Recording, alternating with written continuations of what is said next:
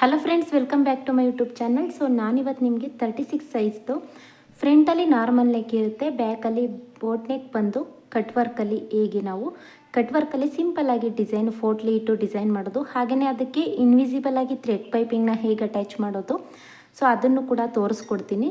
So first ಇವತ್ತು cutting ವಿಡಿಯೋನ ತೋರಿಸ್ಕೊಟ್ಬಿಡ್ತೀನಿ. ಇದ್ರದ್ದು ಸ್ಟಿಚಿಂಗ್ ವಿಡಿಯೋದಲ್ಲಿ ನಾನು ಅಟ್ಯಾಚ್ ಮಾಡೋದು ಹೇಗೆ, ಹಾಗೆ ಪೈಪಿಂಗ್ ಹೇಗೆ ಅಟ್ಯಾಚ್ ಮಾಡೋದು, ಸ್ಟಿಚ್ ಮಾಡೋದು ಹೇಗೆ ಅಂತ ಅಂದ್ಬಿಟ್ಟು ಕೂಡ ತೋರಿಸ್ಕೊಡ್ತೀನಿ. ಸೊ ಫಸ್ಟ್ ಇದು 36 ಸೈಜ್ ಆಗಿರೋದ್ರಿಂದ ನಾನು 9 ಇಂಚ್ಗೆ ನೋಡಿ. ಸೊ 36 ಅಂದರೆ ಒಂದರ ಭಾಗ ತಗೊಂಡ್ರೆ 9 ಇಂಚ್ ಬರುತ್ತೆ ಅಲ್ವಾ. 9 ಇಂಚ್ಗೆ 2.5 ಇಂಚನ್ನ ಆ್ಯಡ್ ಮಾಡಿದ್ದೀನಿ, 11.5 ಇಂಚ್ಗೆ ಫೋಲ್ಡ್ ಮಾಡ್ಕೊಂಡಿದ್ದೀನಿ. ಫಸ್ಟು ಬ್ಯಾಕ್ ಪಾರ್ಟ್ನ ಕಟ್ ಮಾಡ್ಕೊಳ್ಳೋಣ. ಬ್ಯಾಕ್ ಪಾರ್ಟ್ನ ಕಟ್ ಮಾಡ್ಕೊಳ್ಳೋದಕ್ಕೋಸ್ಕರ ಈ ರೀತಿ 1/2 ಇಂಚ್ಗೆ ಒಂದು ಮಾರ್ಕ್ ಮಾಡ್ಕೊಂಡಿದ್ದೀನಿ. 1/2 ಇಂಚಿಗೆ ಮಾರ್ಕ್ ಮಾಡ್ಕೊಂಡಾದಮೇಲೆ ಬೆನ್ನಿನ ಪೂರ್ಣ ಉದ್ದ ಎಷ್ಟಿದೆ ಅಂತ ಅಳತೆ ಬ್ಲೌಸ್ನ ಈ ರೀತಿ ಇಟ್ಕೊಂಡು ನೋಡ್ಕೊಳ್ಳಿ. ನೋಡಿ, ಹೀಗೆ ಇಟ್ಕೊಳ್ಳಿ. ಅಳತೆ ಬ್ಲೌಸ್ನ ಹೀಗೆ ಇಟ್ಕೊಂಡು ಸೊ ಭುಜದಿಂದ ಪೂರ್ತಿಯಾಗಿ ಬೆನ್ನಿನ ಪೂರ್ಣ ಉದ್ದ ಎಷ್ಟಿದೆ ಅಂತ ನೋಡ್ಕೋಬೇಕು. ಸೊ 13 ಇಂಚ್ ಬರ್ತಾ ಇದೆ, 13 ಇಂಚ್ಗೆ ಒಂದು ಮಾರ್ಕ್ ಮಾಡ್ಕೊಳ್ಳೋಣ. ಫ್ರಂಟ್ ಮತ್ತು ಬ್ಯಾಕ್ ಎರಡನ್ನೂ ಕೂಡ ಒಟ್ಟಿಗೆ ತೋರಿಸ್ಕೊಡ್ತೀನಿ. ಅರ್ಧ ಇಂಚ್ ಎಕ್ಸ್ಟ್ರಾ ಮಾರ್ಕ್ ಮಾಡ್ಕೊಳ್ಳಿ. ಯಾಕಂತಂದರೆ ಬೋಟ್ ನೆಕ್ಕಲ್ಲಿ ಯಾವುದೇ ರೀತಿ ಚೇಂಜಸ್ ಇರೋದಿಲ್ಲ, ಬ್ಯಾಕ್ ಬೇರೆ ಫ್ರಂಟ್ ಬೇರೆ ಅಂತ. ಸೊ ಆರ್ಮೋಲ್ ಬಂದು ಎರಡಕ್ಕೂ ಕೂಡ ಒಂದೇ ಇರುತ್ತೆ ಅಲ್ವಾ, ಹಾಗಾಗಿ ಎರಡನ್ನೂ ಕೂಡ ಒಟ್ಟಿಗೆ ಫೋಲ್ಡಿಂಗ್ ಮಾಡಿ ತೋರಿಸ್ತೀನಿ ನೋಡಿ. ಈ ರೀತಿ ನಾವು ಮಾರ್ಕ್ ಮಾಡ್ಕೊಂಡಿದ್ವಿ ಅಲ್ವಾ, ಅದನ್ನು ಈ ರೀತಿ ಫೋಲ್ಡಿಂಗ್ ಮಾಡ್ಕೊಳ್ಳಿ. ನೋಡಿ, ಹೀಗೆ ಫೋಲ್ಡಿಂಗ್ ಮಾಡ್ಕೊಂಡಾದಮೇಲೆ ನೀವು ಯಾವುದೇ ಒಂದು ಬೋಟ್ ನೆಕ್ ಬ್ಲೌಸ್ನ ಕಟಿಂಗ್ ಮಾಡ್ತಾ ಇದ್ದೀರಾ ಅಂತಂದರೆ ಎದೆ ಸುತ್ತಳತೆ ಎಷ್ಟಿರುತ್ತೆ, ಇವಾಗ 9 ಇಂಚ್ ಇದೆ ಅಲ್ವಾ, ಇದರಲ್ಲಿ 2 ಇಂಚನ್ನ ಮೈನಸ್ ಮಾಡಿ 7 ಇಂಚ್ ಬರುತ್ತೆ. ಸೊ 7 ಇಂಚು ನಾವು ತಗೋಬೋದು. ನೀವು ಕೇಳ್ಬೋದು 40 ಸೈಜ್ಗೆಲ್ಲ ಹಂಗಾದರೆ 8 ಇಂಚ್ ತಗೋಬೋದು ಅಂತ. ಅವ್ರದ್ದು ಭುಜ ಏನಾದರೂ ಅಗಲ ಇತ್ತು, ಬ್ಲೌಸ್ ಸ್ವಲ್ಪ ದೊಡ್ಡದಿತ್ತು ಅಂತಂದರೆ 8 ಇಂಚ್ ತಗೊಳ್ಳಿ, ಇಲ್ಲಾಂತಂದರೆ 7.5 ಇಂಚ್ ತಗೊಳ್ಳಿ. ಬಟ್ 36 ಎದೆ ಸುತ್ತಳತೆಗೆಲ್ಲ ನೀವು 7 ಇಂಚ್ ತಗೊಳ್ಳಿ, ಅದು ನಿಮಗೆ ಕರೆಕ್ಟಾಗಿಯೇ ಬರುತ್ತೆ. ಸೊ ನೋಡಿ, ಈ ರೀತಿ ಇಟ್ಕೊಂಡು ನಾನು 7 ಇಂಚ್ಗೆ ಒಂದು ಮಾರ್ಕ್ ಮಾಡ್ಕೊಳ್ತಾ ಇದ್ದೀನಿ. ಹಾಗೆಯೇ ಆರ್ಮೋಲ್ ಕೂಡ 7 ಇಂಚ್ಗೆ ಮಾರ್ಕ್ ಮಾಡ್ಕೊಳ್ಳಿ. ಸೊ ಯಾವುದೇ ಒಂದು ಬೋಟ್ ನೆಕ್ ಬ್ಲೌಸ್ ಆದರೂ ಕೂಡ ಅಷ್ಟೇ, ನೀವು ನೆಕ್ ವಿಡ್ತು ಮತ್ತು ಭುಜ ಎಷ್ಟು ತಗೊಂಡಿರ್ತೀರ, ಆರ್ಮೋಲ್ ಕೂಡ ಅಷ್ಟೇ ತಗೋಬೇಕು. ಆವಾಗ ಮಾತ್ರ ಅದು ನಿಮಗೆ ಕರೆಕ್ಟಾಗಿ ಬರುತ್ತೆ. ಸೊ ಇದಾದಮೇಲೆ 1/2 ಇಂಚ್ಗೆ ಒಂದು ಮಾರ್ಕ್ ಮಾಡ್ಕೊಳ್ಳಿ. ಫ್ರಂಟು ಮತ್ತು ಬ್ಯಾಕಲ್ಲಿ ಯಾವುದೇ ರೀತಿ ಶೇಪ್ ತೆಗಿಯೋದೇನು ಬೇಡ. ಇದರಲ್ಲಿ ಮಾತ್ರ ನೀವು ಬೋಟ್ ನೆಕ್ಕಲ್ಲಿ ಮಾತ್ರ ಯಾವುದೇ ರೀತಿ ಶೇಪ್ ತೆಗಿಯೋದೇನು ಬೇಡ. ಹಾಗೆಯೇ ಎದೆ ಸುತ್ತಳತೆ ಬಂದು 9 ಇಂಚ್ ಇರೋದ್ರಿಂದ 9 ಇಂಚ್ಗೆ ನಾನು ಮಾರ್ಕ್ ಮಾಡ್ಕೊಳ್ತೀನಿ. ಸೊ ಇದನ್ನು ಚೆಕ್ ಮಾಡ್ಕೋಬೇಕು, ಕರೆಕ್ಟ್ ಇದೆಯಾ ಅಥವಾ ಆರ್ಮೋಲ್ ಏನಾದರೂ ಜಾಸ್ತಿ ಮಾಡ್ಕೋಬೇಕಾ. ನೀವು ಬೋಟ್ ನೆಕ್ ಬ್ಲೌಸ್ ಅಂತ ಅಲ್ಲ, ನಾರ್ಮಲ್ ಬ್ಲೌಸ್ಗಾದರೂ ಕೂಡ ನೀವು ಇದನ್ನು ಖಂಡಿತವಾಗೂ ಕಂಪಲ್ಸರಿ ಚೆಕ್ ಮಾಡ್ಕೊಳ್ಳೇಬೇಕು. ಸೊ ಅದನ್ನು ಚೆಕ್ ಮಾಡಿಕೊಂಡಾಗ ಮಾತ್ರ ನಿಮಗೆ ಬ್ಲೌಸ್ ಅನ್ನೋದು ಕರೆಕ್ಟಾಗಿಯೇ ಬರುತ್ತೆ. ಓಕೆನಾ, ಇದನ್ನು ಚೆಕ್ ಮಾಡ್ಕೊಳ್ತೀನಿ ನೋಡಿ. ಈ ರೀತಿ ಇಟ್ಕೊಂಡು ಚೆಕ್ ಮಾಡ್ಕೊಳ್ಳಿ. 7.5 ಇಂಚ್ ಬಂತು. ಸೊ ಇಲ್ಲೂ ಕೂಡ ಆರ್ಮೋಲ್ ಹತ್ರ ನೋಡಿದ್ರೆ ನಿಮಗೆ 7.5 ಬರಬೇಕು. ಆವಾಗ ಮಾತ್ರ ನೀವು ಇಟ್ಟಿರೋ ಅಂಥದ್ದು ಕರೆಕ್ಟ್ ಇದೆ ಅಂತ.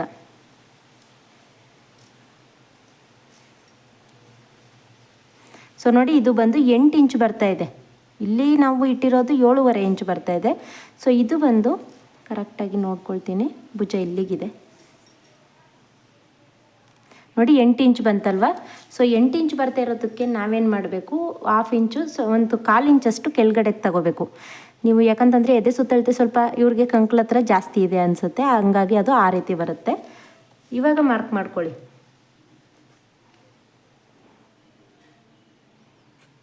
ಇವಾಗ ಮಾರ್ಕ್ ಮಾಡಿಕೊಂಡು ಇನ್ನೊಂದು ಸಲ ಚೆಕ್ ಮಾಡ್ಕೊಳ್ತೀನಿ. ನೋಡಿ, 8 ಇಂಚ್ ಬಂತು. ಸೊ 8 ಇಂಚ್ ಬಂದಾಗ ಏನಾಯಿತು, ಇದು ಕರೆಕ್ಟ್ ಇದೆ ಅಂತ. ಸೊ ಇವಾಗ ಯಾವುದೇ ರೀತಿ ಡೌಟ್ ಬೇಡ, ಅದೇ ರೀತಿ ಕಟ್ ಮಾಡ್ಕೊಳ್ಳಿ. ಹಾಗೆಯೇ ಭುಜ ಬಂದು ನೀವು ಅಳತೆ ಬ್ಲೌಸಲ್ಲಿ ಎಷ್ಟಿದೆ ಅಷ್ಟನ್ನು ಇಡಬೇಕು ಅಂತ ಏನೇ ಇಲ್ಲ. ಕಂಪಲ್ಸರಿ ನೀವು ಬೋಟ್ ನೆಕ್ಕೆಲ್ಲ 3 ಇಂಚು ಭುಜ ಇಟ್ಟರೆ ಅದು ಸರಿ ಬರುತ್ತೆ. ಸೊ ಹಾಗೆಯೇ ಫ್ರಂಟ್ ಡೀಪ್ನ ನೋಡ್ಕೊಳ್ಳೋಣ. ಫ್ರಂಟ್ ಡೀಪ್ ಬಂದು ನಾರ್ಮಲ್ ಡೀಪೇ ಇರುತ್ತೆ. ಸೊ ಬ್ಯಾಕಲ್ಲಿ ಮಾತ್ರ ಬೋಟ್ ನೆಕ್ ಇರುತ್ತೆ. ಬೋಟ್ ನೆಕ್ಕಲ್ಲಿ ನಮಗೆ ಸ್ಕ್ಯಾಲಪ್ ಡಿಸೈನಲ್ಲಿ 1/2 ಇಂಚು ಮೇಲ್ಗಡೆಗೆ ಬಿಟ್ಟು ನೋಡ್ಕೊಳ್ತಾ ಇದ್ದೀನಿ. 6.5 ಇಂಚ್ ಬರ್ತಾ ಇದೆ. ಸೊ 6.5 ಇಂಚ್ಗೆ ಮಾರ್ಕ್ ಮಾಡ್ಕೊಳ್ಳೋಣ.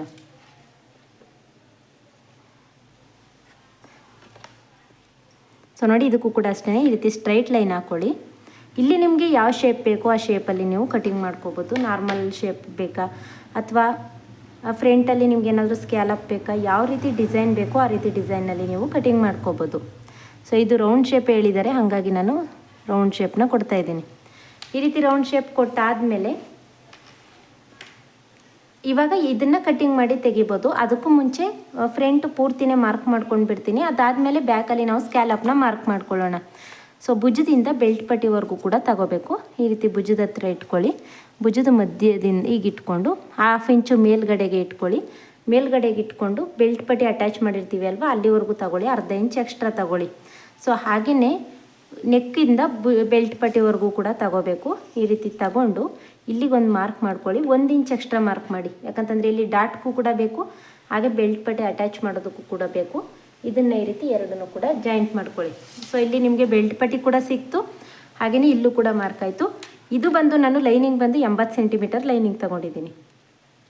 ಸೊ ಅದನ್ನು ಕೂಡ ಕಮೆಂಟ್ ಮಾಡಿದ್ರಿ ಅಲ್ವ, 2.5 ಇಂಚ್ಗೆ ಒಂದು ಮಾರ್ಕ್ ಮಾಡ್ಕೊಳ್ತಾ ಇದ್ದೀನಿ. ಹಾಗೆಯೇ ಇದು ಭುಜದ ಮಧ್ಯದಿಂದ ತಗೋಬಾರ್ದು. ನಾರ್ಮಲ್ ಬ್ಲೌಸ್ ಆದರೆ ನಾವು ಭುಜದ ಮಧ್ಯದಿಂದ ತಗೊಳ್ತೀವಿ. ಇದು ಬೋಟ್ ನೆಕ್ ಬ್ಲೌಸ್ ಆಗಿರೋದ್ರಿಂದ ನಾವು ನೆಕ್ ವಿಡ್ತ್ ಮಧ್ಯದಲ್ಲಿ ತಗೊಂಡು ಇಲ್ಲೂ ಕೂಡ 2.5 ಇಂಚ್ಗೆ ಒಂದು ಮಾರ್ಕ್ ಮಾಡ್ಕೊಳ್ತಾ ಇದ್ದೀನಿ. ಈ ಕಡೆ 1 ಇಂಚು, ಹಾಗೆಯೇ ಈ ಕಡೆ 1 ಇಂಚು. ಸೊ ಇಲ್ಲಿ ಬಂದು 4 ಇಂಚ್ಗೆ ಒಂದು ಮಾರ್ಕ್ ಮಾಡ್ಕೊಳ್ಳಿ. ಇದಿಷ್ಟ ಆಯ್ತಲ್ವಾ. ಇವಾಗ ಬ್ಯಾಕ್ ಡಾಟು ನಮ್ಗೆ ಏನಾದರೂ ನೆಸೆಸಿಟಿ ಇತ್ತು, ಬ್ಯಾಕ್ ಡಾಟು ನಮಗೆ ಬ್ಯಾಕ್ಗಿಂತ ಫ್ರಂಟ್ ಏನಾದರೂ ಉದ್ದ ಆಯಿತು ಅಂತಂದರೆ ಮಾತ್ರ ನಿಮಗೆ ಬ್ಯಾಕ್ ಡಾಟ್ ಅವಶ್ಯಕತೆ ಇರುತ್ತೆ. ಇಲ್ಲ ಅಂತಂದರೆ ಬ್ಯಾಕ್ ಡಾಟ್ ಏನು ಬೇಕಾಗಿರೋದಿಲ್ಲ.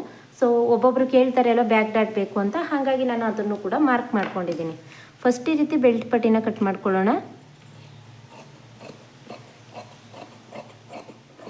ಸೊ ಇದು ಬೆಲ್ಟ್ ಪಟ್ಟಿ ಇಷ್ಟು ಕಟ್ ಮಾಡ್ಕೊಂಡ್ಮೇಲೆ ನಿಮಗೆ ಬ್ಯಾಕ್ ಪಾರ್ಟಲ್ಲಿ ಉದ್ದ ಬಂದುಬಿಡುತ್ತೆ. ಸೊ ಅದಕ್ಕೆ ಏನು ಮಾಡಿ, ಬೆಲ್ಟ್ ಪಟ್ಟಿನ ಈ ರೀತಿ ಸ್ಟ್ರೈಟ್ ಕಟ್ ಮಾಡ್ಕೊಳ್ಳಿ.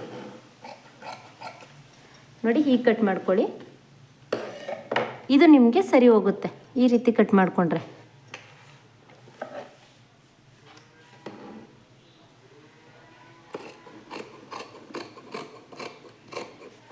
ಇದೇನು ಫ್ರಂಟಲ್ಲಿ ಬ್ಯಾಕಲ್ಲಿ ಯಾವುದೇ ರೀತಿ ಶೇಪ್ ಏನು ತೆಗಿಯೋದೇನು ಬೇಡ. ಇದೇ ಅಳತೆಗೆ ಕಟ್ ಮಾಡಿ, ಅದು ನಿಮಗೆ ಸರಿ ಬರುತ್ತೆ. ಹಾಗೆಯೇ ಭುಜದ ಹತ್ರನೂ ಕೂಡ ಕಟ್ ಮಾಡ್ಕೊಳ್ಳಿ. ಇಲ್ಲಿ ಒಂದು ನಾಚ್ ಹಾಕೊಳ್ಳೋಣ. ಸೊ ನಾಚ್ ಹಾಕೊಂಡಾದಮೇಲೆ ಇವಾಗ ನೆಕ್ ಡೀಪ್ನ ಒಂದನ್ನು ಮಾತ್ರ ಎತ್ಕೊಂಡು ಫ್ರಂಟ್ನ ಕಟ್ ಮಾಡ್ಕೊಳ್ತಾ ಇದ್ದೀನಿ.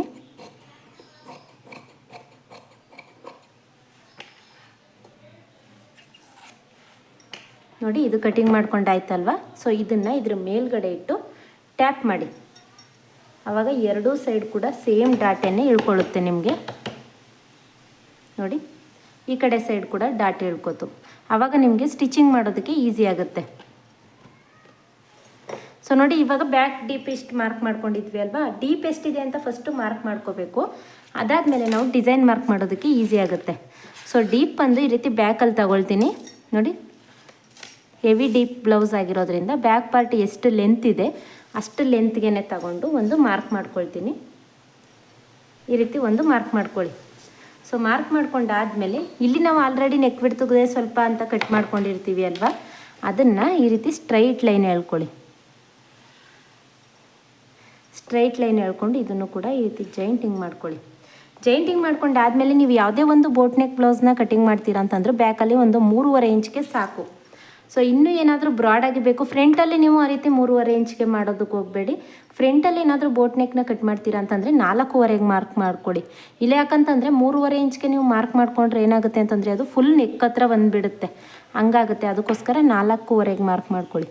ಇದನ್ನ ಈ ರೀತಿ ರೌಂಡ್ ಶೇಪ್ ಬೋಟ್ ನೆಕ್ ಶೇಪ್ನ ಕೊಟ್ಕೊಂಡೆ. ಸೊ ಇದಾಯ್ತಲ್ವ. ಇದಾದಮೇಲೆ ಇವಾಗ ಸ್ಕ್ಯಾಲಪ್ ಡಿಸೈನ್ನ ಮಾರ್ಕ್ ಮಾಡ್ಕೋಬೇಕು. ಸ್ಕ್ಯಾಲಪ್ ಏನಾದರೂ ಸ್ಕೇಲ್ ಇದ್ದರೆ ಸರಿ, ನಿಮ್ಮ ಹತ್ರ ಸ್ಕೇಲ್ ಇಲ್ಲ ಅಂತಂದರೆ ಈ ರೀತಿ ಬಳೆ ತಗೊಳ್ಳಿ.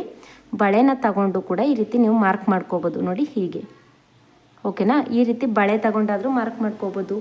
ಇಲ್ಲ ನಿಮಗೆ ರೌಂಡ್ ಆಗಿರೋವಂಥದ್ದು ಯಾವುದಿರುತ್ತೆ ಅದರಲ್ಲಿ ನೀವು ಅರ್ಧನ ತಗೊಂಡು ಈ ರೀತಿ ಮಾರ್ಕ್ ಮಾಡ್ಕೋಬೋದು, ಓಕೆನಾ. ಸ್ಕ್ಯಾಲಪ್ ಯಾರಿಗೆಲ್ಲ ಸ್ಕ್ಯಾಲಪ್ ಸ್ಕೇಲ್ ಇಲ್ಲ ಅವರು ಈ ರೀತಿ ಮಾರ್ಕ್ ಮಾಡ್ಕೊಳ್ಳಿ.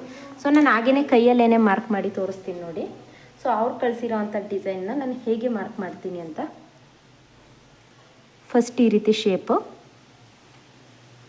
ಆ ರೀತಿ ಶೇಪ್ ಆದಮೇಲೆ ನಾರ್ಮಲಾಗಿ ಹಾಫ್ ಸ್ಕ್ಯಾಲಪ್ಪು ಮತ್ತು ಇನ್ನೊಂದು ಸ್ಕ್ಯಾಲಪ್ಪು ಮತ್ತು ಇದು ಹೀಗೆ, ಓಕೆನಾ. ಈ ರೀತಿ ಸ್ಕ್ಯಾಲಪ್ ಡಿಸೈನಲ್ಲಿ ಕಳಿಸಿದ್ದಾರೆ. ಇಲ್ಲಿಗೆ ಬಂದು ನಮಗೆ ಫೋಟ್ಲಿ ಬರುತ್ತೆ.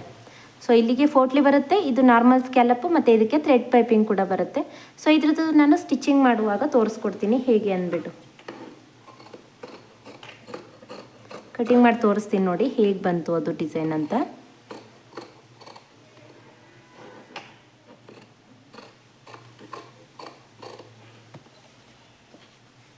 ಸೊ ನೀಟಾಗಿ ಅದು ಶೇಪ್ ಹೇಗಿರುತ್ತೆ ಹಾಗೇ ಕಟಿಂಗ್ ಮಾಡ್ಕೊಳ್ಳಿ.